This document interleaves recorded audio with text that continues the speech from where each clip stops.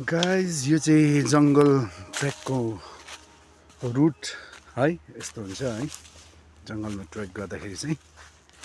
यस्तोमा चाहिँ के डर हुन्छ भन्दाखेरि चाहिँ जङ्गली जानवर हुने डर हुन्छ है। जङ्गली जानवरसँग चाहिँ किन डराउनुपर्छ भन्दाखेरि चाहिँ कहिलेकाहीँ चाहिँ के हुन्छ भन्दाखेरि चाहिँ जङ्गली जानवर तपाईँलाई एट्याक गर्छु भनेर चाहिँ बसेको हुँदैन, तर उनीहरूको बच्चाहरू हुन्छ। अब तपाईँलाई थाहै छ बच्चाहरू भाग्न सक्दैन यताउता होइन।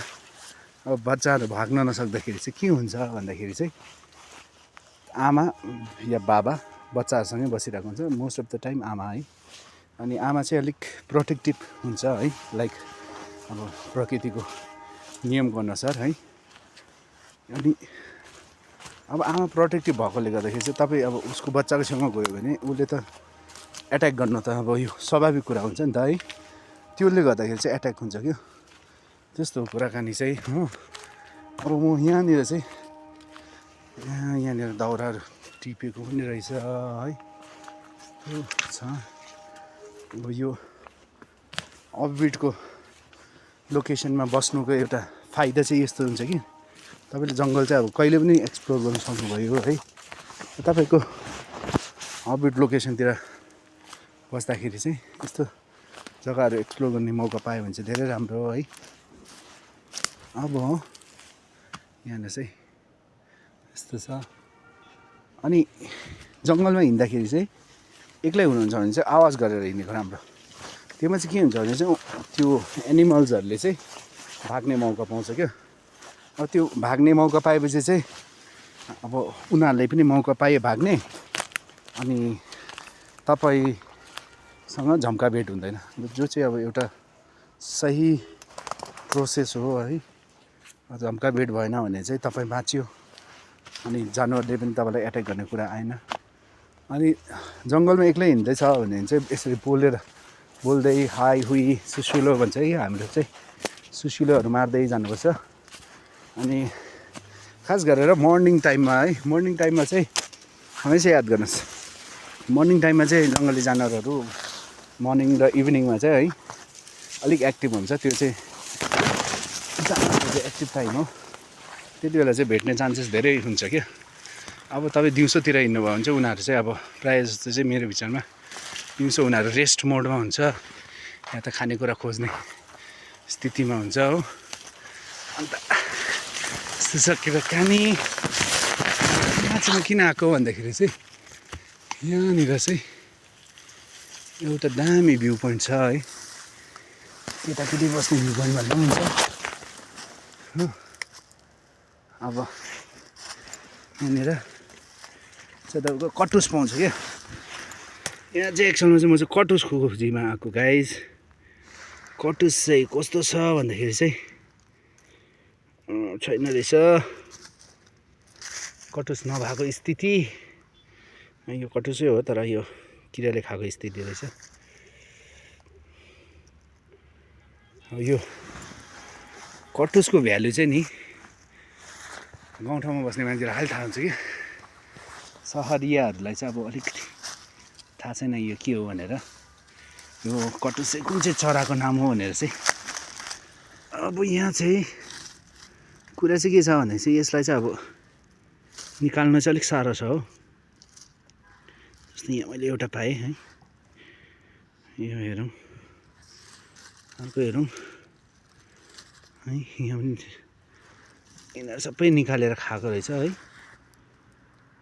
यो कटुस चाहिँ बाँदरले चाहिँ निकालेर खान सक्छ, अरू त म जस्तै बाँदरहरू पनि हुनसक्छ है। यो पनि एउटा जोक्सै हो, तपाईँलाई के भन्नु अब। ए यस्तो छ कटुस है। भेटायो भनेको त खाली रहेछ नि त।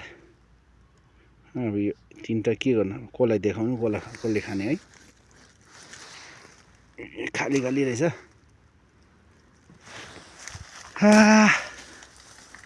अब यो कटुस खोज्नुको लागि चाहिँ अलिकति गर्लफ्रेन्डहरू सँगै छ भने चाहिँ मजा आउँछ है। एक्लै त के खोज्नु अब यो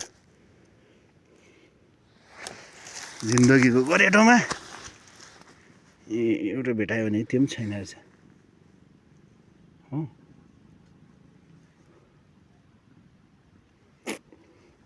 यो कटुसको रुखको चाहिँ एउटा राम्रो पक्ष छ, त्यो पक्ष चाहिँ के हो भन्दा चाहिँ यो चाहिँ फुलको मलको लागि चाहिँ धेरै धेरै राम्रो हो क्या। जो चाहिँ फुल रोप्ने काममा अलिकति एक्टिभ हुनुहुन्छ उहाँहरूको लागि चाहिँ यो धेरै धेरै धेरै राम्रो कुरा हो। किन धेरै राम्रो कुरा हो भन्दाखेरि चाहिँ अब यो कटुसको पत्ताहरू चाहिँ नि मलको लागि चाहिँ अब यति दामी हुन्छ कि लङ लास्टिङ। अब तपाईँको यसलाई फेरि हाल्ने प्रोसेस पनि छ है। अब कटुसको मल भन्दैमा पत्ता लगेर रोपेर चाहिँ हुँदैन, यसलाई चाहिँ पहिला फर्मेन्टेसन भन्छ है। फर्मेन्टेसन भनेको यसलाई पहिला कुहाउनु पऱ्यो है, कुहाउने प्रोसेस छ। कुहाउने प्रोसेस चाहिँ के भन्दाखेरि चाहिँ फर्स्ट चाहिँ यसलाई चाहिँ चप गर्नुपर्छ कि, चपिङ गरेर सानो बनाएर चाहिँ चपिङ गरेर चाहिँ पानीमा भिजाउनुपर्छ। अनि पानीमा भिजाउनु भयो भने चाहिँ के हुन्छ भन्दाखेरि चाहिँ यसलाई चाहिँ कुहिनु चाहिँ टाइम लाग्दैन, तर अरू पत्ताहरू हेरी चाहिँ टाइम लाग्छ यसलाई, तर त्यही नै अब एउटा एडभान्टेज पनि हो है। अनि त्यसलाई सानो काटेर चाहिँ फुलमा चाहिँ हाल्नुपर्छ। अनि जो फ्लावरको के भन्छ त्यसलाई खेती गर्नुहुन्छ या त फुल फुलाउने काम गर्नुहुन्छ उहाँहरूको लागि चाहिँ यो एकदम के भन्नु अब यसलाई ब्रह्मास्त्र है, ठुलो ज्ञान हो। तपाईँले अब हामीले बुझेको चाहिँ के छ भने अब गाईको मलमा है, माटोमा भन्छ, एक्चुअलमा चाहिँ फुलको लागि चाहिँ सबसे दामी मल चाहिँ यो जङ्गली रुखपातको पत्ताहरू हो। जङ्गली रुखपातको पत्ताहरू चाहिँ अब एकदम एउटा सही ढङ्गमा एउटा सही प्रपोर्सन बनाएर हाल्नुभयो भने चाहिँ फुल चाहिँ अब एउटा एकदम म्याजिक जस्तै खिल्ने गर्छ है। अब यहाँनिर चाहिँ के छ भने म यहाँ आएको खास कारण चाहिँ यो चाहिँ हो तपाईँको कञ्चनजङ्घा। योले चाहिँ कति पैसा कमाइरहेको छ है। यो कञ्चनजङ्घाको भ्यू भएको होटेलले दार्जिलिङमा कति पैसा कमाइरहेको होला है। दार्जिलिङको मान्छेले चाहिँ जो चाहिँ टुरिज्म सेक्टरमा अलिकति इन्भल्भ भएर बस्नु भएको छ उहाँहरूले चाहिँ अब कञ्चनजङ्घालाई चाहिँ भगवान भन्दा पनि हुन्छ है। जस्ट यो कञ्चनजङ्घाको भ्यूले गर्दाखेरि चाहिँ दार्जिलिङको मान्छेले धेरै पैसा कमाइरहेछ। ठुलै राम्रो लोकेसनमा राम्रो होटल चलाएर बस्नु भएको छ। अनि कञ्चनजङ्घाको नाममा 1000 रुपियाँ 500 रुपियाँ एक्स्ट्रा लिनुहुन्छ।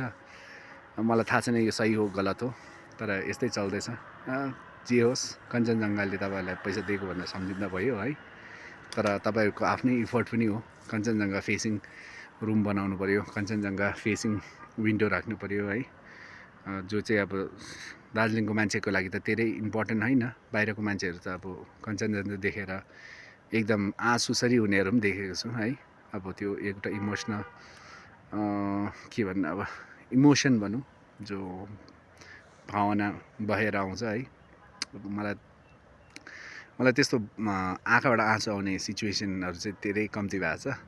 तर मैले धेरै टुरिस्टहरूलाई देखेको छु जहाँ चाहिँ अब टुरिस्टहरू चाहिँ आँखाभरि आँसु बाँड्नुहुन्छ कि हिमाल अब एकदम दृश्य देख्दाखेरि चाहिँ मानव उहाँहरूले अब यस्तो कुनै यस्तो चिज जसले चाहिँ अब एक्सट्रिम ह्याप्पिनेस भन्छ इङ्ग्लिसमा चाहिँ है, नेपालीमा चाहिँ के भन्नु अब हद से ज्यादा खुसी पाउँदा पनि मान्छे रुन्छ अरे नि, अनि त्यो खालको सिचुएसन है देखेको छु। अब यो लोकेसन चाहिँ किन आएको भन्दा चाहिँ यो लोकेसनमा चाहिँ सुनर लेटर है हामी प्रमोट गर्ने कोसिस गर्छौँ। यहाँ भ्यू पोइन्ट बनायो भने चाहिँ धेरै राम्रो हुने स्थिति छ।